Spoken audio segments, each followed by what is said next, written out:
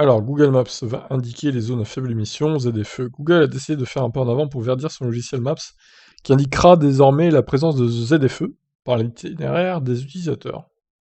La volonté de réduire la pollution dans les aires urbaines passera par l'interdiction de certains véhicules, c'est le principe des ZFE, qui seront de plus en plus strictes et de plus en plus présentes dans les grandes agglomérations françaises et européennes. En France, les collectivités ont la main pour interdire ou autoriser certains types de véhicules. Sur la base d'évidents critères, Google a donc décidé via son système Maps de les indiquer dès maintenant pour habituer ses utilisateurs. Désormais, une alerte apparaît à l'approche d'une telle zone. Par la suite, il est possible d'en apprendre plus sur les ZFE via l'application. L'automobiliste peut ainsi effectuer son choix en toute quiétude.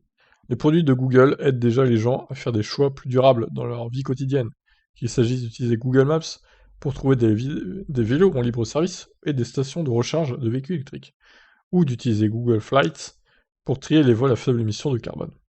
Nous continuons d'investir dans les technologies, les outils et les informations dans le cadre de notre objectif.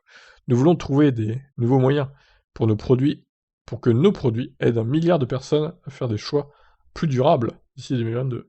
Le déploiement de ces alertes dans Google Maps a déjà commencé et concerne Amsterdam, Barcelone, Berlin, Londres et Paris.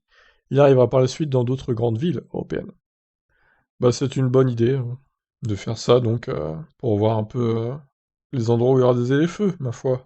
Et que vous fassiez pas avoir si vous avez encore une thermique, que vous puissiez pas accéder alors que vous étiez pas informé, quoi. Bonne initiative du géant Google, je vous laisse réagir. Ciao.